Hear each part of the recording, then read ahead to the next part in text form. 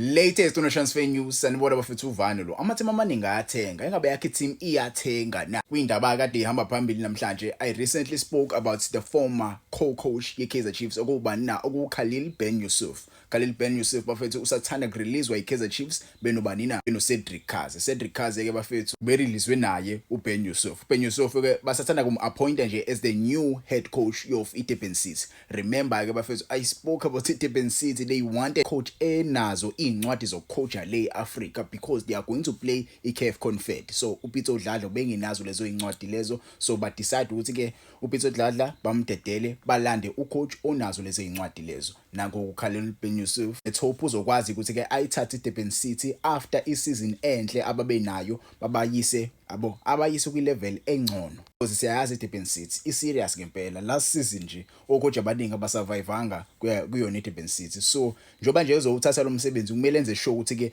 ufika noshintsho lapha kwiDurban City because abaphathi bakhona bathanda into ecokeme yabo. Even nayo uPitso ukwazi ukuthi ayiwine iNedbank Cup but ke ba decide ukuthi ke bamdedele ayojoyina iStandard Nation. iStandard Nation ebafethu si-announceile namhlanje ukuthi ke si welcome abani uhead coach okuPitso Dladla umjida ke uzongena nje kwisikhala abekade sishiwo ubani na sishiwo uManqoba Mnqithi. uManqoba Mnqithi naye udedelele kulesikhundla currently asazi ukuthi ke uManqoba uzoya kuphi nendawo. So balande ucoach Pitso Dladla azoba uyena head coach weStandard Nation. Let's hope going forward iStandard Nation sizokwazi ke challenge for more yabo, challenge for more titles, si challenge futhi lapha ku top 3. Singesazi ke noma ke uPitso Dladla ezokwazi ukuthi ke abanikeze le yonto leyo, kodwa ke akahambi ke yedwa uPitso Dladla uhamba nabanye abantu abazomsiza lapha. Kanti bani na ulande the former Bloemfontein Celtic right back okubani na okuJames Matidilane ozoserve as i-assistant yakhe uPitso Dladla yabo. Mase kuthi ke the ex Orlando Pirates goalkeeper okubani na ukuJacob Mukasi uyena ozoba i-new goalkeeper coach yani na yayo iGolden Arrows. So ngimfisela nje okuhle uhead coach ubani na uPitso Dladla as the new head coach of inina iGolden Arrows. Ezinye izindaba ezishaqisa abaningi ke namhlanje regarding iKaizer Chiefs nobani na noLangelihle Phili. Langelihle Phili is one of the rising superstars akhona kuBetway Premiership and many teams they want to sign this player. But ke iStellies asifuni ukubheka down, sifuna imali yangempela ngoba sizwe iKaizer Chiefs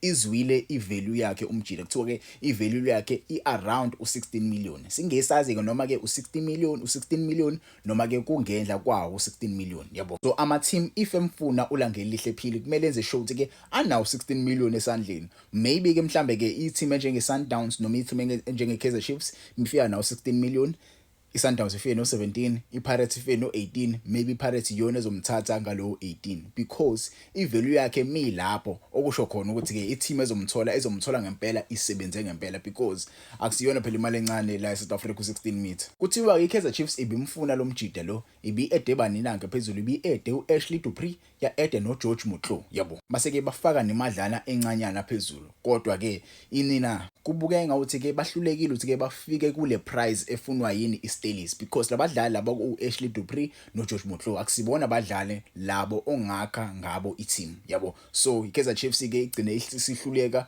kule signing le kabani nakalangelihle Phili. iKaizer Chiefs yakhipha indaba namhlanje yadedela uGeorge Motlow. Currently uGeorge Motlow uyi-free agent umjida akanayo i-team azoyidlalela, kodwa ke kunezindaba engizwile regarding yena uGeorge Motlow ukuthi ke he is reaching an agreement with sona iStellies. Imagine Kaizer Chiefs was bidding with uAshley Dupree naye uGeorge Motlow ukuthi ke abe part of the deal to sign uLangelihle Phili, but ke Stellies they rejected that. They didn't want that fee, they only wanted the money yabo. So iKaizer Chiefs yagcina isiphuma ke ya release uGeorge Motlow yamenza i-free agent. Stellies lo sona leso sesikhuluma nomdlali behind the scenes to secure the signing of yena uGeorge Motlow as their new signing in the upcoming season yabo. Izinto ziyenzeka kuBetway Premiership ingakho ngithi ama team amaningi ayathenga, engabe yakhe team iyathenga yini. Kwezinye izindaba eziphumile bafethu 4 signings for iTS Galaxy. They signed abadlali abaningi abaqhamuka le kwiGomora, umjida uMphomo ke noZuko Xabuza noLionel Mathebula, uKatekani Mhlongo njalo uqhamuka le kwiMaromo Gallants yena. Kwezinye izindaba eziphumile Lazolamako umjida he has parted ways with Iswelele FC after his contract expired. Umjida una 19 years old odlala nje eswini. Umjida kubuya ngawuthi ke akhona ama club amfunayo ale eEurope. Singesazi ke currently but ke kukhona ama club umjida amzungezayo ngoba njengoba nje icontract yakhe ingasekho with iswelele umjida currently usengasayina noma yiphi team ekhona la ku Betway Premiership. Akhona ke ama teams la ku Betway adinga abadlali ngempela, singesazi ukuthi ke yena neagent yakhe bazogcina bethini. But ke Lazo Lamaku, he's a very very good youngster. Umjida bedlala nje ku under 20 ye AFCON with iBafana Bafana. Kwesinye izindaba eziphumile, Golden Arrows have moved in the transfer window, yasayina another player okuba na ukuhlumela Mandla. Umjida kubedlala lezansi kuthiwa nje umjida ube yistriker sangempela, uyalazi igoli. Let's hope nje bezofika nje kuyona iGolden Arrows, uzofika shaya amagoli ngempela, because kwi Arrows badinga istriker, basathanda nje kudedela istriker kuba na okuJunior Dion. Siyesazi kuJunior Dion yabo uzophelelaphi, because maningi amateam akhona vele la ku Betway Premiership. Kwesinye izindaba eziphumile bafika kuthiwa ke ama club amabili ale Europe afuna bani na, afuna uLaphumulo Sifumba, umjida odlalela ini na, odlalela iDurban City FC, one of the best youngsters akhona ku Betway Premiership so far. Umjida he has been doing very very good with ini na iDurban City. Remember last season umjida wayedlalela iCape Town City, waseke emove ku Cape Town City waya ku Durban City. So currently iDurban City singesazi noma ke izomdayisa yena umjida, because udlala kahle vele kuyona iDurban City. Ingabe lama club ale ko Europe azokhipha imali ngempela yini? I like the fact that there are many European sides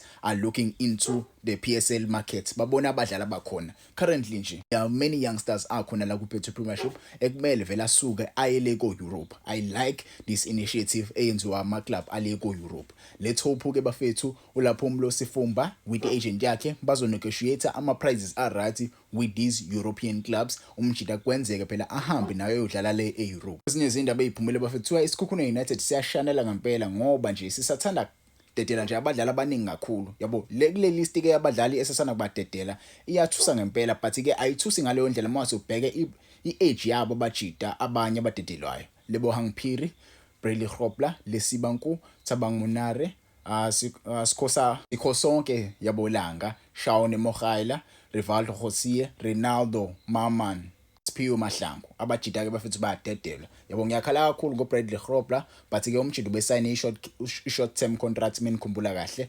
Another player engikhala kakhulu ngayo uRivaldo Khosie. Alumjida bafethu, I feel like isikhathi akahlalanga kakhulu kwiSikhukhune United. Ngiyakhala kakhulu abamnikezanga isikhathi game time, but ke ibhola leli bafethu uma ungenzi kahle uyadedelwa. Yabo there's new management lapha kusona iSikhukhune United. They are releasing many old age players and they are going to recruit new talent, new raw talent. Shaun Mogaila ngengazi kwenzakalani ngayo umjida. Kwezinye izindaba eziphumile bafethu, iMilford FC they've signed 4 players so far. Nje bezoza ku Betway Premiership sebesayina abadlali abanjengo Sanele Mthembu, Thabang Mabhena, noMandela Yanelisa Mnqobi Mpele. Let's hope labadlali laba bazokwazi ke babasize bafike kuleli zinga bafuna ukufika kulona, because ku Betway Premiership mele benze sure ukuthi ke banabadlali abantswembu. Kumele benze sure ukuthi banabadlali abantswembu, because siyazi izinto ezenzakalayo. Asifuna ukubabona bebuya lali ezansi ku-NFD. Yabo let's hope abajida ba prepared and they are going to sign good players. There are many free agents who are running around who have been released by their teams. Mele uhambe uyobheka some free agents you can shop in that free market.